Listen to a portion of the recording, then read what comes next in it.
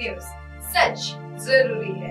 नमस्कार, आप देख रहे हैं मैंने न्यूज लाइव। खबरों की शुरुआत से पहले एक नजर आज की खास खबर पर। आज दोपहर 1 बजे भाजपा प्रदेश महामंत्री एवं महापौर रामू रोहरा ने की प्रेस कॉन्फ्रेंस। उन्होंने मुख्य रूप से पूर्व मुख्यमंत्री भूपेश बघेल के कार्यकाल के दौरान हुए भ्रष्टाचार, कोयला आवंटन में अनियमितता तथा बड़े पैमाने पर पेड़ों की अवैध कटाई के आदेशों से संबंधित प्रमाण उजागर किए। साथ ही उन्होंने कांग्रेस व कांग्रेसियों के विकास विरोधी बताते हुए अपने गिरहबान में झांकने की नसीहत दी। इसके अलावा उन्होंने शहर विकास के संबंध में भी अपनी कुछ एक योजनाएं साझा की। और छत्तीसगढ़ के मुख्यमंत्री भूपेश बघेल उस समय एक सारी कार्रवाई हुई है, प्रक्रिया पूर्ण हुई है। इसमें भाजपा का कहां इन्वॉल्वमेंट है? भाजपा की सरकार का कहां इन्वॉल्वमेंट है? और जो आरोपी हैं वो डर क्यों रहे हैं? उनको अगर कानून पे विश्वास है, कानूनी प्रक्रिया पे जाना चाहिए। आज जब चैतन्य पे बात आ गई है तो भूपेश बघेल जी हड़बड़ा रहे हैं और पूरे कांग्रेस का उपयोग कर रहे हैं। अब कांग्रेस के लोग भी सम्मोहन की मदगह में आ गए हैं, ऐसा लगता है। जो भूपेश बघेल कहे थे वो ठीक, इसके पीछे क्या हुआ है घटना, उसको समझना पड़ेगा। और छत्तीसगढ़ की जनता माफ नहीं करेगी, छत्तीसगढ़ की सरकार भी माफ नहीं करेगी किसी भी स्तर का भ्रष्टाचार हो। और इसका उदाहरण है सुशासन सरकार, विष्णुदेव साय की सरकार। जितने आरोपी हैं आज जेल में हैं और आने वाले समय में बहुत सारे लोग और जेल में जाएंगे। जो इस भ्रष्टाचार में लिप्त होंगे वो जेल जाएंगे और जो बेल में है वो घबरा चुके हैं कि हमारा क्या होगा भविष्य, क्योंकि सबूतों के साथ किसी की गिरफ्तारी की जाती है। ईडी और सीबीआई पे बार बार बात उठाने वाले जो सीबीआई का विरोध करते थे, कभी उन्होंने विधानसभा में सीबीआई की मांग की। उन्होंने 5 साल सीबीआई की एंट्री क्यों बंद रखी? सीबीआई पहले भी वही थी, सीबीआई आज भी वही है। पूरे कांग्रेस के शासनकाल पे इन्होंने सीबीआई पे बैन कर दिया था, एंट्री पे बैन कर दिया था। माननीय विष्णुदेव साय की सरकार, भाजपा की सरकार आते ही सीबीआई को छत्तीसगढ़ में एंट्री दी गई। आज वो घबरा रहे हैं और उस समय सीबीआई रहते तो ये स्कैंडल नहीं होते। जो छत्तीसगढ़ में इतने बड़े बड़े भ्रष्टाचार हुए, नोटों की पोटली 10 जनपद में भेजी गई, बाहर विदेशों में भेजी गई, ये नहीं होती। इनकी उद्देश्य शुरू से ये रहा कि सीबीआई की एंट्री बंद कर दो, जिससे भ्रष्टाचार में खुली छूट मिले। इन्होंने भ्रष्टाचार का चारागाह बना दिया, अगड़ बना दिया छत्तीसगढ़ को। जिसको जो मिला वो लूटते गए भूपेश सरकार में। आज धीरे धीरे सब रोड में आ रहे हैं, सब जेल में पहुंच रहे हैं। महादेव एक हो उसके आरोपी आज बाहर घूम रहे हैं। किनका संरक्षण था? क्या उस समय महादेव एक 5 साल नहीं चला? क्या इनको जानकारी नहीं थी? आज जब पुत्र पे बात आ रही है, चैतन्य पे बात आ रही है, तो कांग्रेस के लोगों को इकट्ठा करके ये बताया जा रहा है सरकार किसी दबाव में नहीं आएगी और ऐसे आरोपी जो भ्रष्टाचार में लिप्त हैं उन पर कार्रवाई होगी। जो चावल को खा गए उनसे क्या बात की जाए, उन पर क्या मानसिकता होगी उनकी, समझ सकते हैं। आज चावल के राशन घोटाले के आरोपी बाहर हैं। आज कहां है ऐसे आरोपी? देश से बाहर भगा दिया अपने शासनकाल में। सरकार के रहते रहते ऐसे लोगों को भगा दिया ताकि हमारी पोल न खुल जाए। सब जानते हैं, पूरी छत्तीसगढ़ की जनता जानती है, धमतरी की जनता भी जानती है। आने वाले समय में और गिरफ्तारियां भी हो सकती है। जिनका भ्रष्टाचार में नाम आएगा ऐसे लोगों पर गिरफ्तारी हो सकती है। भूपेश बघेल का चेहरा बेनकाब धीरे धीरे होते जा रहा है। उनके परिवार की संलिप्तता सामने आते जा रही है, जो वो दबाव बना के हटाना चाह रहे हैं। हम जनता को बता देना चाहते हैं कि भ्रष्टाचार में जो लिप्त हैं ऐसे और स्कैंडल भी खुलेंगे। धीरे धीरे परतें खुलते जा रही है। बोरेबासी का भी आप लोग लगातार सुन रहे हैं, किस तरीके से बोरेबासी के मामले में भी सामने कांग्रेस सरकार के लोगों का नाम आ रहा है। और भी स्कैंडल है, वो भी धीरे धीरे सामने आएंगे। पीएससी का घोटाला सबको मालूम है, आज उसके आरोपी जेल में है। क्यों घबरा रहे हैं मुझे आज भी समझ में नहीं आ रहा है। उनको संविधान पर विश्वास है। प्रियंका गांधी ट्वीट कर रही है, राहुल गांधी ट्वीट कर रहे हैं, उनको ज्यादा घबराहट हो रही है क्योंकि सीधे अब 10 जनपद की बात आने वाली है, जिनको घबराहट हो रही है। इसलिए ऐसे आर्थिक नाकाबंदी का प्रयास किया जा रहा है। जनता को परेशान करने का काम हो रहा है, प्रयास हो रहा है। आज के इस प्रेस कॉन्फ्रेंस में मेरा इतना ही विषय था।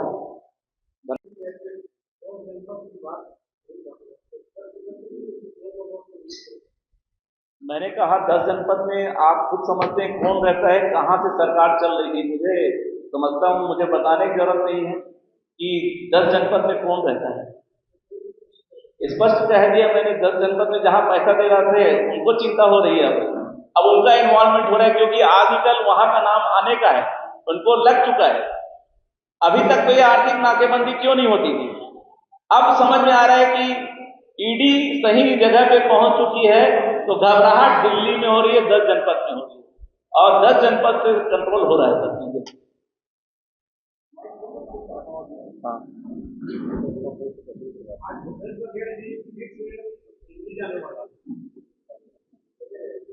आखिर जाएंगे कहाँ, अपने आकाओं के पास जाएंगे। बचाओ और आप भी बचो। आरोप कर रहे थे कि राज्य का सारा पैसा भूपेश कार्यकाल में जनपद जा रहा था, इस आरोप पर कितनी सच्चाई है?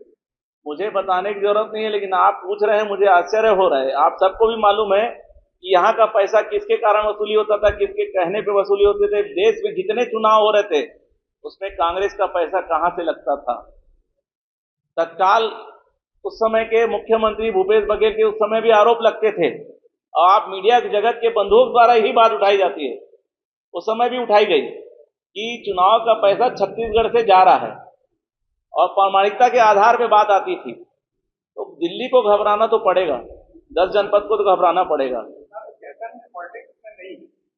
जब राजनीति में नहीं है, आपके प्रश्न को मैं आगे बढ़ा देता हूं, जब राजनीति में नहीं है, वो कांग्रेस के पदाधिकारी भी नहीं है, तो इतनी कांग्रेस के सदस्यों को घबराहट क्यों हो रही है? बाकी जब कांग्रेस के नेताओं पे जब हो रहा था केस, तब तो कहां गए थे लोग?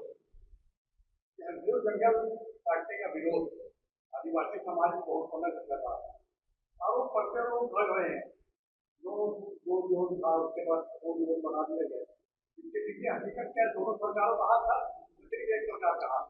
देखिए, राजस्थान सरकार कांग्रेस की सरकार थी, अशोक गहलोत जी उस समय मुख्यमंत्री थे, भूपेश बघेल जी छत्तीसगढ़ के मुख्यमंत्री थी, कांग्रेस की सरकार थी।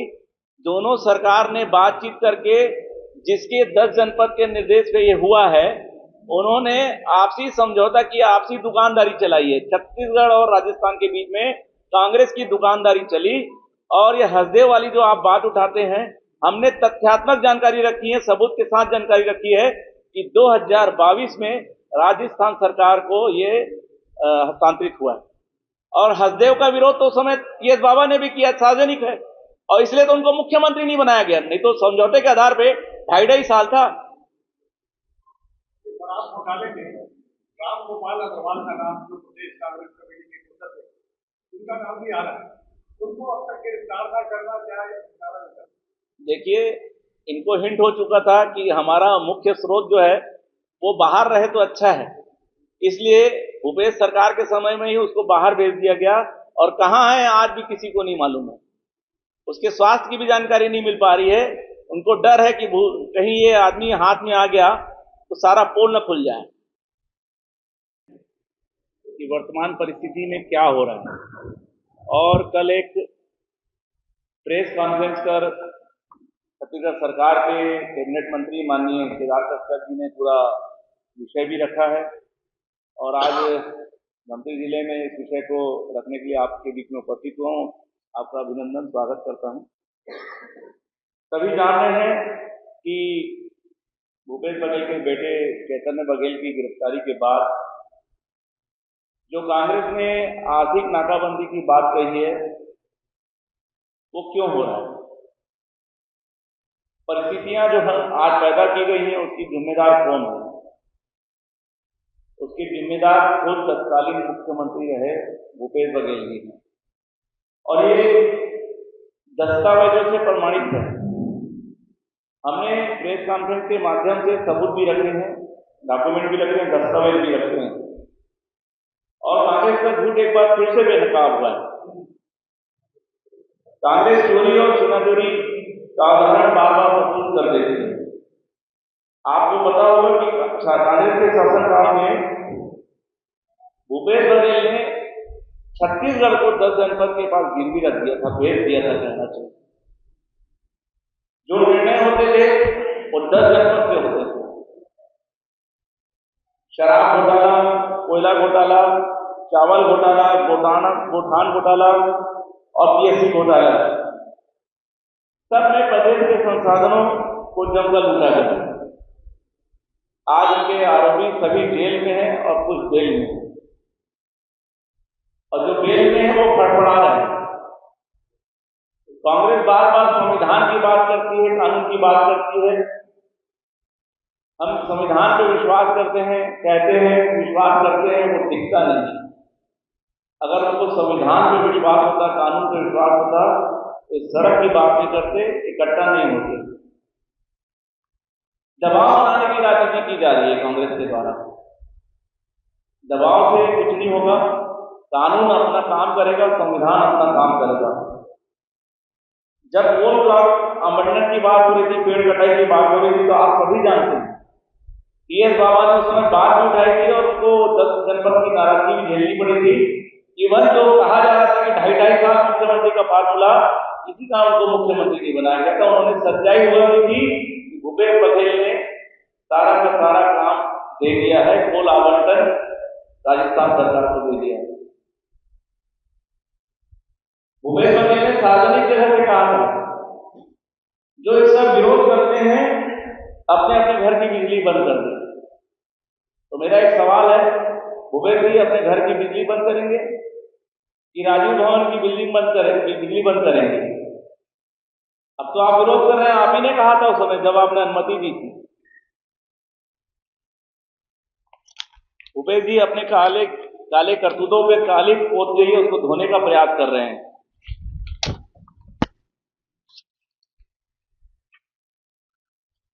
मार्च 2022 में उन्होंने कोल आवंटन अशोक गहलोत सरकार को, राजस्थान सरकार को आवंटित किया था। बल्कि उसके पहले भी मनमोहन सिंह की सरकार में तमाम नियमों को धक्का बताते हुए छत्तीसगढ़ की कोल आवंटन की राह आसान की थी। साल 2010 में उस समय देश के प्रधानमंत्री मनमोहन सिंह जी थे। उस समय कोयला मंत्रालय और पर्यावरण वन मंत्रालय द्वारा हसदेव अभयारण्य को नो गो जोन घोषित किया था। उसी समय पर्यावरण मंत्री जयराम रमेश ने उसको परिवर्तित करते हुए पहले गो एरिया घोषित किया था। 23 जून 2011 को केंद्र में कांग्रेस की सरकार रहते हुए तारा परसा ईस्ट और कांटे बेसन कोल ब्लॉक को खोलने का प्रस्ताव किया गया। तभी देश में कांग्रेस की सरकार थी। जब छत्तीसगढ़ और राजस्थान में कांग्रेस की सरकार थी, उस वक्त अडानी की 2 बड़ी खदानों गारे बल्मा सेक्टर 2 और राजस्थान में केदे एक्सटेंशन ब्लॉक को ऑपरेटर बनाया गया। अब इसकी प्लानिंग वहां से चालू होती है, राजस्थान से। इसी तरह भूपेश बघेल जी के मुख्यमंत्री कार्यकाल में 16 अक्टूबर 2019 को राज्य सरकार ने पर्यावरण स्वीकृति की सिफारिश दी थी। 31 मार्च 2021 को ओपन कास्ट गारे बल्मा सेक्टर 2 माड़ रायगढ़ कोलफील्ड के लिए हुआ समझौता भी सबके सामने है। इसमें भी कांग्रेस सरकार 2019 के बनने बाद सारी एक्टिविटी हुई है।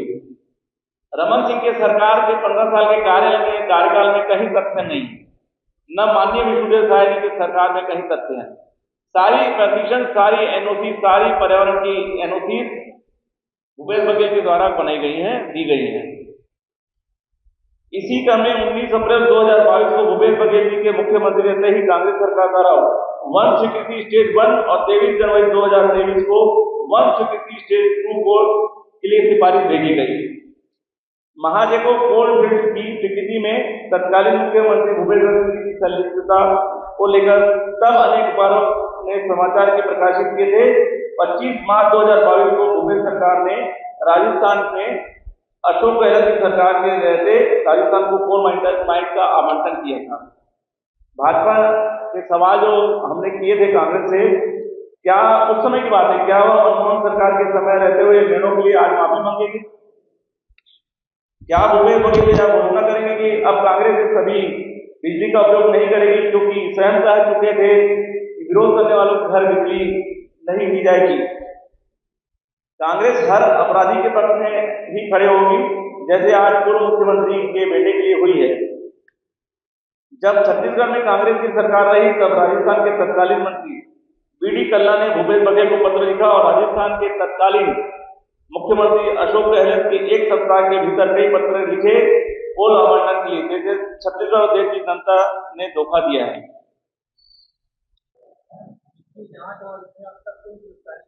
आपकी जानकारी को दुरुस्त कर दूं, ईओडब्ल्यू ने मामला रजिस्टर्ड किया है और कुछ लोग तो जमानत में आ गए कुछ दिन पहले। 4 लोगों को जमानत भी मिली हाईकोर्ट से, गिरफ्तारियां हुई है। इसमें से मैंने कल पढ़ा है पेपर में, न्यूज पेपर में पढ़ा है कि 4 लोग को जमानत मिली, यानी गिरफ्तारी हुई होगी तभी जमानत मिला है। देखिए जांच चल रही है, ईओडब्ल्यू को मामला दिया, हम जांच से नहीं घबराते हैं। हमारी सरकार साफ साफ कह चुकी है, सुशासन की सरकार है, जीरो टॉलरेंस की सरकार है। इसमें जो भी संलिप्त होगा जांच में नाम आएगा, उसके ऊपर कार्रवाई होगी। ईओडब्ल्यू को मामला सौंप दिया गया है और उसमें कार्रवाई भी चल रही है, जांच भी चल रही है। अब जांच चल रही है इसलिए मैं इसमें कुछ नहीं कहना चाहूंगा।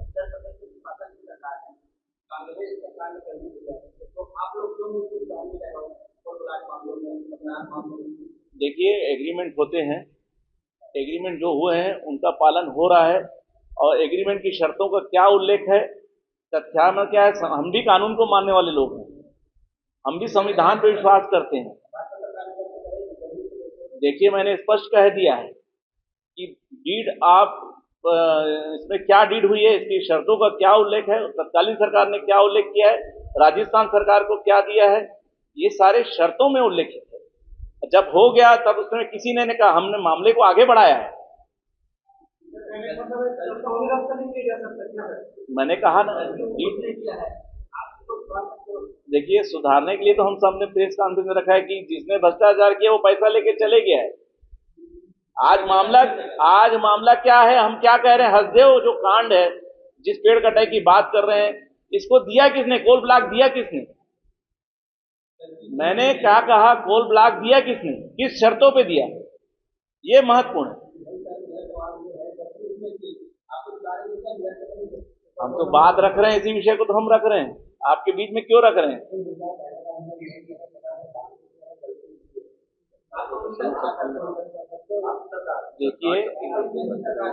देखिए जिस समय कांग्रेस सरकार, मैं क्या कह रहा हूं, जिस समय कांग्रेस सरकार ने दिया 2019 से 22 तक इसकी प्रक्रिया चली होगी, किस प्रक्रियाओं से गुजरा है उसकी जांच की गई। जांच में ये तथ्य सामने आए, इस तथ्य को मैंने रखा है, जो आगे प्रक्रिया होगी तथ्य जैसे जैसे सामने आएंगे मैं आपके पास रखूंगा।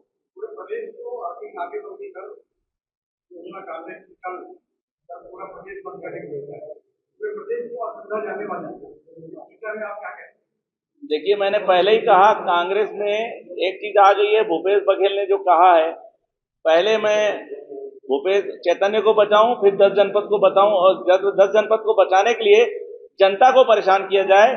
आर्थिक नाकेबंदी से कुछ नहीं होगा, जनता को परेशान करना इनका आज मुख्य उद्देश्य है। सबकी समझ में आ चुका है, जनता समझ जा चुकी है। हसदेव जब बात करते हैं, कांग्रेस सरकार की देन है।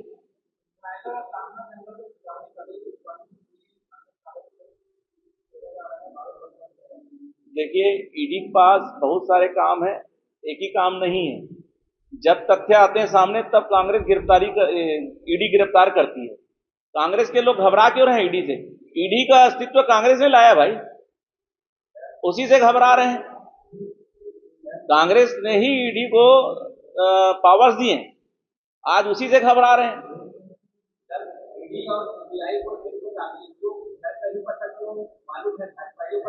ईडी और कांग्रेस, ये ईडी और सीबीआई ये नहीं देखती कि आरोपी किस दल का है, चाहे वो कांग्रेस का हो चाहे भाजपा का हो। कई उदाहरण है ऐसे, आप आरोप लगाएंगे कि कांग्रेस लोग क्या देते हैं। ये भाषा कांग्रेस के लोगों की है। और मैक्सिमम जितने आरोपी हैं सबको देख लीजिए, कहीं ना कहीं कांग्रेस से ताल्लुक रखते हैं। आपको ये बता देता हूं, आप हिस्ट्री उठा के देख लीजिए, जितने भी स्कैंडल हुए हैं, जितने भी भ्रष्टाचार हुए हैं, बड़े बड़े भ्रष्टाचार हुए हैं, ये कांग्रेस के लोगों के द्वारा ही किए गए हैं। इसलिए कांग्रेस वाले ईडी और सीबीआई से परेशान हैं।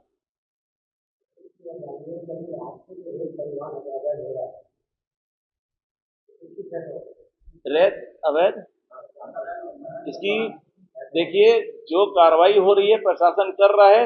रोज गाड़ियों के ऊपर कार्रवाई हो रही है, अगर निकल रही है तो उसके ऊपर कार्रवाई भी हो रही है। और अगर आप ऐसे कोई और तथ्य हैं, मैं तो जानकारी भी लिया क्योंकि मैं भी यहाँ का नागरिक हूँ। अब विषय से आप लोग भटक गए हैं, अपन मामला दूसरा था, लेकिन बता के रख देता हूँ कि किसी भी रेत के खदान में नदी के अंदर एक भी मशीन नहीं है। मैंने भी जानकारी ले ली है पत्रकार बंधुओं द्वारा बताने के बाद, और अगर कोई बिना रॉयल्टी निकल रहा है तो उसके ऊपर कार्रवाई भी हो रही है। यही विष्णु का सुशासन है। देखिए, उसमें FIR की भी योजना है, FIR का भी प्रावधान है, और मैंने जो जानकारी ली है लगभग बहुत बड़ी रॉयल्टी पेनल्टी से आ चुकी है, और अगर ऐसा होगा तो वो भी करेंगे, जो नियम है उसको करेंगे, बिल्कुल कार्रवाई करेंगे।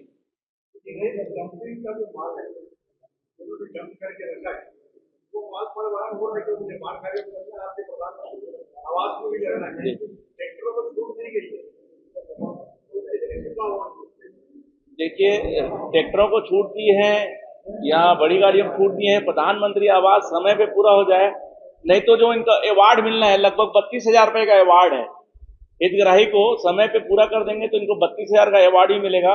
इसलिए उनको सामग्री अच्छे ढंग से सही समय पर उपलब्ध हो जाए, ये सरकार की एक शासन की मंशा है। अगली खबर, धमतरी को उसका अधिकार दिलाने मैदान में उतरे महापौर रामू रोहरा। रेलवे कार्यों का किया स्थल निरीक्षण। धमतरी में वर्षों से प्रतीक्षित बड़ी रेल लाइन का सपना अब हकीकत बनने की कगार पर है। मंगलवार को नगर निगम महापौर एवं भाजपा प्रदेश महामंत्री रामू रोहरा ने आयुक्त और निगम अधिकारियों की टीम के साथ रेलवे निर्माण कार्य का स्थलीय निरीक्षण किया। इस निरीक्षण के दौरान महापौर ने स्पष्ट शब्दों में कहा है कि धमतरी का हक धमतरी को ही मिलेगा और रैंक पॉइंट यहीं स्थापित किए जाएंगे। उन्होंने बताया कि इस विषय को लेकर उनकी चर्चा रेलवे DCM अवधेश त्रिवेदी से हुई है, जिनसे सहमति भी मिली है। महापौर रोहरा ने कहा है कि वर्षों से धमतरी वासियों की यह मांग रही है कि यहां से मालवाहन और अन्य सुविधाओं के लिए रैक पॉइंट बनाए जाए, जिससे व्यापारिक, औद्योगिक और आर्थिक गतिविधियों को नया आयाम मिलेगा। धमतरी की जनता पिछले कई दशकों से बड़ी रेल लाइन और उसके माध्यम से शहर के समग्र विकास की प्रतीक्षा कर रही है। अब जब रेल लाइन का कार्य प्रगति पर है तो यह भी चर्चा है कि क्या रैक पॉइंट भी धमतरी को मिल पाएगा। इस चिंता को भी महापौर रामू रोहरा ने दूर करते हुए विश्वास दिलाया है कि धमतरी के लोगों की भावनाओं और जरूरतों को सर्वोच्च प्राथमिकता दी जाएगी। ये आज को वहाँ आया हूँ। विगत कुछ दिनों से मीडिया और जनता के बीच में चर्चा है कि धमतरी का रैक पॉइंट गुड्स शेड कहीं और बनेगा, तो DCM रेलवे अवधेश त्रिवेदी से मैंने चर्चा की और कलेक्टर साहब से भी चर्चा हुई। धमतरी का हक धमतरी को ही मिलेगा। मैं धमतरी जनता को आश्वस्त करता हूं कि good shades rack point Dhamtari में ही बनेगा, और आज हम लोग इस जगह का मुआयना भी कर रहे हैं कि गुड शेड्स कहाँ बनना चाहिए, और अगर ट्रैफिक की अव्यवस्था होगी तो उसको भी दुरुस्त कर दिया जाएगा। इसलिए मैं आज यहाँ पर आया हूँ और रेलवे के सभी अधिकारियों से बातचीत के बाद हम लोग स्थल का भी सर्वेक्षण कर रहे हैं। अतिशीघ्र ये भी काम प्रारंभ हो, और जो हमने लक्ष्य लिया है कि जनवरी में यहाँ से यात्री ट्रेन और गुड्स ट्रेन जो यहाँ से चालू होनी है वो समय पे चालू हो जाए। लेकिन सबसे महत्वपूर्ण कि यहाँ का रैक पॉइंट यानी गुड शेड्स वो यहाँ बने, इसके लिए आज यहाँ स्थल का मुआयना किया गया है। मैं पुनः आश्वस्त करता हूँ कि धमतरी का हक धमतरी के पास ही रहेगा, गुड शेड्स धमतरी में ही बनेगा। इसी के साथ देश दुनिया की तमाम खबरों के साथ जुड़े रहें और देखते रहें MNS न्यूज लाइव। नमस्कार। हाय हेलो नमस्कार, मैं हूं पंकज विष्णु और आप देख रहे हैं MNS न्यूज। आप देख रहे हैं MNS न्यूज, सच जरूर।